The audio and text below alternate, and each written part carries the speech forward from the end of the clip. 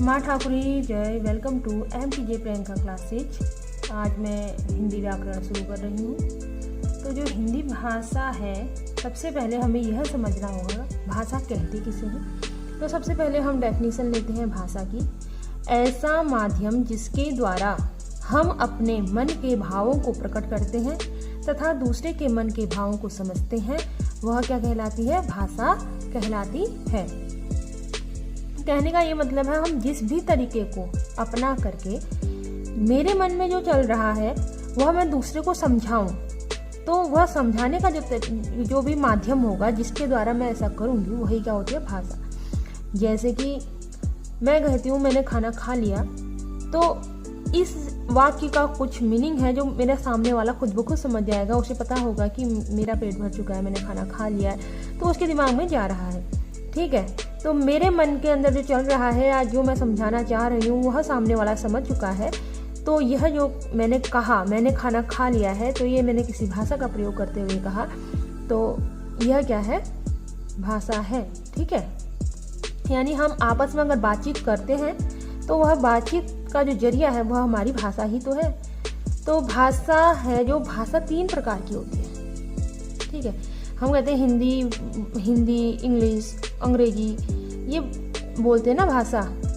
तो ये अलग अलग लैंग्वेजेस तो होती हैं, लेकिन इसके अलावा भी अगर हम कहें जो भाषा होती है वह 3 प्रकार की होती है। सबसे पहले सांकेतिक भाषा, जब हम संकेतों के माध्यम से बोलते हैं। जैसे कोई मुस्कुरा रहा है तो खुश है कहते हैं हम, कि ऐसे खाना खा ली। जैसे हम देखते हैं कि कुछ लोग ऐसे होते हैं जो सुन नहीं सकते, बोल नहीं सकते, तो वो आपस में संकेतों के माध्यम से बोलते हैं। ठीक है, और कुछ निशान भी होते हैं, संकेत, हम उनको भी समझ जाते हैं। तो सांकेतिक भाषा क्या है? ऐसी भाषा जिसके द्वारा हम इशारों में बात करते हैं, संकेतों के माध्यम से बात करते हैं। सांकेतिक भाषा की डेफिनेशन यहाँ पर लिखी गई है। अपने मन के भावों को संकेतों के माध्यम से प्रकट करने के लिए जिस भाषा का प्रयोग किया जाता है वह सांकेतिक भाषा कहलाती है। ठीक, उसके बाद जो द्वितीय भाषा है वह है मौखिक भाषा। जैसे कि अब मैं आपको समझा रही हूँ, तो मौखिक भाषा अपनी बातों से समझा रही हूँ, तो ये मौखिक भाषा। ठीक है, मौखिक भाषा अपने मन के भावों को बोलकर प्रकट करने की भाषा ही मौखिक भाषा है। ठीक, तीसरा है लिखित भाषा। जैसे कि मैंने यहाँ पर लिख रखा है, और अगर मैं ना भी बोलूँ तो आप लोग इसे पढ़ सकते हैं। तो यह क्या है? लिखित भाषा है। अपने भावों को लिखकर प्रकट करने के लिए लिखित भाषा का प्रयोग किया जाता है। ठीक, तो अगर हमसे कोई पूछे कि भाषा कितने प्रकार की होती है, तो हम कहेंगे भाषा 3 प्रकार की होती है। पहली भाषा सांकेतिक भाषा, दूसरी भाषा मौखिक भाषा, तीसरी भाषा लिखित भाषा। सांकेतिक भाषा में हम संकेतों के माध्यम से आपस में वार्तालाप करते हैं, यानी अपने विचारों का आदान प्रदान करते हैं। मौखिक भाषा में हम बोल करके आपस में अपने विचारों का आदान प्रदान करते हैं। लिखित भाषा में हम क्या करते हैं? ना तो हम बोलते हैं, ना ही हम कोई इशारा करते हैं। हम क्या करते हैं? सिंपली लिख देते हैं। लिख करके वह भाषा दूसरा इंसान हमारे लिखे हुए संदेशों को पढ़ता है और हमारे मन के भाव को जानता है। ठीक है, तो भाषा हो गया, भाषा के प्रकार हो गया, सांकेतिक भाषा, मौखिक भाषा और लिखित भाषा 3 प्रकार की होती हैं। उसके बाद हम आगे बढ़ते हैं। अब देखते हैं कि जो भाषा होती है वह कैसे बनती है। ठीक है, तो सबसे पहले हमने शब्द लिया है वर्ण। वर्ण का मतलब भाषा की सबसे छोटी इकाई ध्वनि होती है। ध्वनि मतलब आवाज होती है। ठीक है, इस ध्वनि को वर्ण कहते हैं। जैसे मैं कहूँ कि मैं अ बोलूँ, तो आप देखोगे कि अ बोलने पर हमारे सामने एक ऐसा निशान सा आ जाता है ना, कि हाँ अ बोला है, तो मेरे आंखों के सामने यह चित्र कहो, निशान कहो, आकृति कहो, यह मेरे सामने आती है।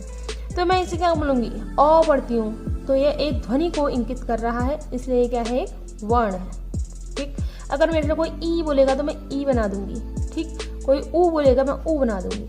तो यह एक विशेष ध्वनि को प्रकट करने वाले शब्द हैं, इन्हें हम क्या बोलते हैं? वर्ण बोलते हैं। ठीक है, ये ध्वनि संकेती तो है, ध्वनि चिन्ह तो है। ठीक, तो वर्ण, वैसे वर्ण का मतलब रंग भी होता है। कुछ लोग नहीं, मतलब इसके कह सकते हैं इसको वर्ण मतलब कलर से भी लेते हैं, और वर्ण मतलब क्या कहते हैं, यह भी होते हैं अक्सर जिन्हें हम ये बोलते हैं अल्फ़ाबेट कह सकते हो आप इंग्लिश में बोले तो। उसके बाद देखो वर्णों को अगर हम एक निश्चित क्रम में रखें, समूह में रखें, यह औवा और कौखो को कहते हैं हम, तो वो क्या होती है, वर्णमाला कहलाती है। ठीक है, माला में जैसे हम मोती के साथ मोती जोड़ते हैं, एक लंबी से चैन मतलब एक लंबा से माला बना के गूंथ के तैयार कर देते हैं, या फूल की माला बना देते हैं, उसी प्रकार अगर हम वर्णों को एक क्रम में रखें, एक साथ अच्छे से सजा दें निश्चित क्रम में, तो वो हमारी वर्णमाला कहलाती है। वर्णों के व्यवस्थित समूह को वर्णमाला कहते हैं। ठीक, उसके बाद वर्णों के प्रकार, जो वर्ण होते हैं उनके प्रकार, तो वर्णों के 3 प्रकार होते हैं। पहला है स्वर वर्ण, जिनको हम नॉर्मली हम छोटे बच्चे थे तब हम औवा कहते थे, अ आ इ ई उ ऊ। और दूसरा होता है व्यंजन वर्ण, जिन्हें हम कौखा बोलते हैं। और तीसरा है आगत। आगत का मतलब होता है कहीं बाहर से आए हुए, यानी दूसरी भाषा से अडॉप्टेड, या फिर हाँ ऐसे ही कहते हैं हम आगत वर्ण। ठीक है, हमने जो अपना लिए हैं। स्वर ऐसे वर्ण जो बिना किसी अन्य वर्ण की सहायता के उच्चारित किए जाते हैं, या जिन वर्णों का उच्चारण बिना किसी अन्य वर्ण की सहायता से किया जाए, वे स्वर कहलाते हैं। यानी कि ये स्वतंत्र होते हैं। स्वर क्या होते हैं, स्वतंत्र होते हैं। स्वतंत्र मतलब इनको किसी की जरूरत नहीं होती है बोलने के लिए। जैसे हमने अ से अनार वाला जो अ होता है, ये अ बोला मैंने, तो अ बोलने के लिए मुझे दूसरे वर्ण की जरूरत नहीं है। आ बोलती हूँ या ई बोलती हूँ, कोई भी ध्वनि उच्चारित करूँ अगर मैं स्वर वर्णों की, तो इसमें क्या होता है, इनकी अपनी एक स्वतंत्र ध्वनि होती है, खुद की एक स्वतंत्र ध्वनि होती है। इन्हें किसी दूसरे की आवश्यकता ही नहीं होती है अपने उच्चारण के लिए। ठीक है, तो ये 2 प्रकार के होते हैं, ह्रस्व और दीर्घ। ह्रस्व में देखो जैसे अ है, अ ह्रस्व में है, अगर मैं आ को लूंगी तो आ का मतलब होता है कि अ, इधर साइड लिख दो, अ धन अ बराबर आ। ठीक है, जब हम संधियां सीखेंगे उस समय इसे करेंगे। तो दीर्घ का मतलब होता है बड़ा, तो आ क्या है, दीर्घ है। वैसे ही हम छोटी ई को यहाँ लेंगे, बड़ी ई को यहाँ, छोटे ऊ को यहाँ, बड़े ऊ को यहाँ। तो इस प्रकार से जो बड़े हैं हम उन्हें दीर्घ में रखेंगे, और जो छोटे व्यंजन हैं, सॉरी व्यंजन बोल दिया मैंने, स्वर हैं, उन्हें ऊपर रखेंगे। ठीक है, जिनके उच्चारण में कम समय लगता है वह ह्रस्व है, जिनके उच्चारण में अधिक समय लगता है वह क्या है, दीर्घ है। अ आ इ ई उ ऊ। ठीक, ऋषि ह्रस्व स्वर, ए से एड़ी दीर्घ स्वर, ऐ से ऐनक दीर्घ स्वर, ओ से ओखली दीर्घ स्वर, औ से औरत दीर्घ स्वर। तो ये नीचे वाले दीर्घ स्वर हैं, ऊपर वाले ह्रस्व स्वर हैं। ह्रस्व स्वर को बोलने में कम समय लगता है और दीर्घ स्वर का उच्चारण करने में अधिक समय लगता है। ऐसे वर्ण जिनका उच्चारण स्वरों की सहायता से किया जाए, वर्ण वे व्यंजन वर्ण कहलाते हैं। ठीक है, व्यंजन वर्ण कहलाते हैं। व्यंजन वर्ण होते हैं जो अकेले नहीं बोले जाते। अगर आप देखेंगे जो हमारा क है, हमारा क्या है, क है, तो क ऐसा होगा, इसके साथ जब अ मिलेगा तब हम इसे क से कबूतर वाला क पूरा बोलेंगे। ठीक, और वैसे ही ख में अ जोड़ो तो हमारा पूरा ख। ठीक, तो इसको उच्चारण करने के लिए कोई न कोई स्वर वर्ण की आवश्यकता जरूर होती है। अगर हम ख में ही छोटी ई की मात्रा लगा दें तो ये क्या बन जाएगा, खी।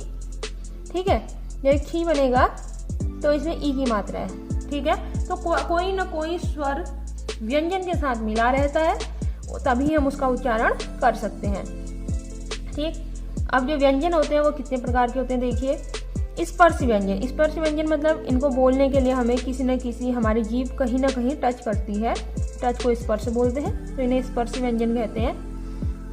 तो ये स्पर्श व्यंजन क से लेकर म तक होते हैं। क ख ग घ ङ च छ ज झ ञ ट ठ ड ण करके हमारे म से मछली तक, अगर हम क से लेकर म से मछली तक अगर हम व्यंजन लिखें तो वह सब हमारे स्पर्श व्यंजन है। इनके साथ ड़ और ढ भी जोड़ दिया जाए तो ये भी क्या है, स्पर्श व्यंजन है। ये टोटल इन सबको मिलाकर क से म तक जाओ, उसमें ड़ और ढ भी जोड़ दो। दूसरा है हमारे अंतस्थ व्यंजन।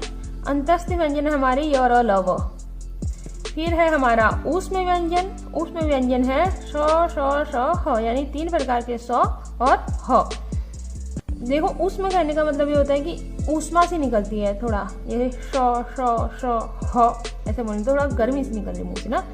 फिर संयुक्त व्यंजन है। संयुक्त व्यंजन है हमारे, ये तो हमारे ये और ये तीनों हमको कहाँ मिल जाते हैं, अपने अवा क ख लिखते समय मिल जाते हैं, क से ज्ञ तक या अवा लिखते हैं। ये स्र है, ये स्र ये वाला है श्रीमती वाला या श्री वाला स्र है, ठीक है। तो श स्र ज्ञ ये तो हमारे अवा में मिल जाते हैं, ये स्र अलग से मिलता है श्रीमती वाला स्र, तो ये हमारे अवा में, ये अवा क ख वाले जब लिखते हैं हम उस समय हमको दिखाई नहीं। संयुक्त व्यंजन श त्र ज्ञ स्र है करके हमने जाना, तो ये बनते किन से हैं? तो अगर हम क में षटकोण वाला स मिलाएं और अ से अनार मिलाएं तो वह श से हथेली बन जाता है। त से तराजू में र से रथ मिलाएं और अ से अनार मिलाएं तो वह त्र से त्रिशूल बन जाता है। ज से जग में य घर खाली मिलाएं और उसमें हम अ लिखें तो क्या बन जाएगा? ज्ञ से ज्ञानी। और शरीफे वाले श में र से रथ मिलाएं और अ से अनार मिलाएं तो वह बन जाएगा स्र, ठीक है। तो ये तो हमारे स्वर व्यंजन हुए। अब अगले वर्ण है आगत वर्ण। आगत का मतलब होता है जो हमने विदेशों से आगत किए हैं या गृहीत ध्वनियां ली हैं, यानी कुछ ध्वनियां ऐसी जो हमने अन्य विदेशी भाषाओं के लिए ली हैं, वह ध्वनियां क्या कहलाएंगी? आगत, ठीक है। तो अरबी और फारसी से हमने जो ध्वनियां ली हैं वह ध्वनियां हैं ये तल बिंदु। क्या लिया है हमने? तल बिंदु, ठीक है। तल बिंदु को नुक्ता बोलते हैं, ठीक। तो ये है हमारा, जैसे अ के नीचे लगाना, क के नीचे, ख के नीचे, ग के नीचे, ज के नीचे और फ के नीचे, जैसे ज फ ऐसे ऐसे बोलते हैं हम, ठीक है, ठीक। तो जो ये हैं इनका प्रयोग तो आजकल दिखाई प्रचलन में नहीं आ रहा है ज़्यादा। तो जो मेनली हम देखें तो ज और फ ये जो दो हैं इनको ही हम आजकल देखते हैं, ठीक है। इनका ही प्रयोग आजकल ज़्यादा होता है, ज और फ का ही प्रयोग किया जाता है। अंग्रेजी से बोले तो अंग्रेजी से हम ये आ से अनार है ना, इसके ऊपर से चांद जैसा होता है, इसको लेते हैं, ठीक है। तो ये हमारा अर्धचंद्र होता है। बच्चे गलती से क्या करते हैं? अर्धचंद्र बनाते हैं और साथ में इसमें बिंदा भी रख लेते हैं, बट ऐसा नहीं करना चाहिए, इसे ऐसे लिखना चाहिए, ठीक है, सही है ना। जैसे हम बोलते हैं ऑल, जैसे हम बोलेंगे, क्या बोले इसमें, हाँ ऑल, ठीक। तो हमारे खाली चांद आएगा, चांद के ऊपर बिंदा नहीं आएगा। ये चंद्र बिंदा जो ऐसा वाला होता है ये हमारी हिंदी भाषा में आ जाता है, और ये होता है अंग्रेजी भाषा से जो हमने आगत लिया है उसका निशान, ठीक। अब बात करते हैं वर्णों की संख्या की। वर्णों की संख्या उच्चारण के आधार पर अगर हम देखें तो 11 स्वर होते हैं और 41 व्यंजन होते हैं, टोटल देखा जाए तो 52 होते हैं। वहीं हम लूसेंट को देखें तो लूसेंट में 10 स्वर बताए गए हैं, 37 व्यंजन बताए गए हैं, 47 वर्ण बताए गए हैं। ये ऊपर वाला गूगल से किया है, नीचे वाला लूसेंट से, ठीक। लेखन के आधार पर 11 स्वर, 41 व्यंजन, 4 संयुक्त व्यंजन, ठीक है। इस संयुक्त व्यंजन तो टोटल हो गए 56 वर्ण, वहीं लूसेंट में 55 वर्ण बताए गए हैं, ठीक है। अगर हम इसी को एक साथ देखना चाहें तो ये है हमारा वर्ण। भाषा की सबसे छोटी इकाई ध्वनि होती है और ध्वनि को वर्ण कहते हैं। वर्णमाला, वर्णों के व्यवस्थित समूह को वर्णमाला कहते हैं। वर्णमाला के कुल वर्णों की संख्या यहाँ पे आप एक साथ देख सकते हैं। वर्ण स्वर और व्यंजन में डिवाइडेड है। व्यंजन ह्रस्व स्वर और दीर्घ स्वर में डिवाइडेड है। जो ह्रस्व स्वर है अ, ई, उ, री है, जिनकी संख्या 4 है, और दीर्घ स्वर है आ, ई, उ, ए, ऐ, ओ, औ, जिनकी संख्या 7 है। तो 7 और 4 कितने वर्ण हो गए? 11 वर्ण हो गए। उसके बाद हमारा है व्यंजन।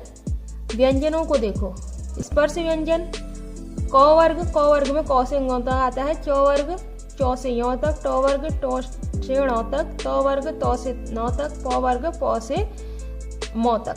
उसके साथ अगर हम देखें ड़ और ढ, दो और ले लेते हैं तो टोटल 25 तो ये हो गए। 25 ये हो गए, और जो ढ़ और ढ है ये 2 हो गए, तो 27 वर्ण ये हो गए। उसके बाद हम आते हैं अपने अंतस्थ व्यंजन में। अंतस्थ व्यंजन य, र, ल, व 4 वर्ण ये हो गए। उसके बाद आते हैं हम अपने ऊष्म व्यंजन में, जो कि तीनों प्रकार के स और ह है। श, श, ह, ये 4 वर्ण हो गए।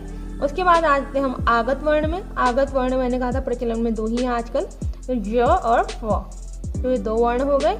फिर आते हैं संयुक्त वर्ण में, श, त्र, ज्ञ और स्र, तो ये 4 हो गए। टोटल अगर हम इन सब को जोड़ेंगे तो हमारे टोटल 42 व्यंजन हो रहे हैं और 11 हमारे स्वर हो रहे हैं। तो टोटल वर्णों की संख्या आ रही है 52।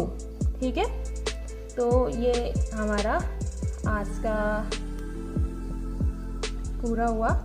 So thank you for watching my channel, please like and subscribe. Thank you.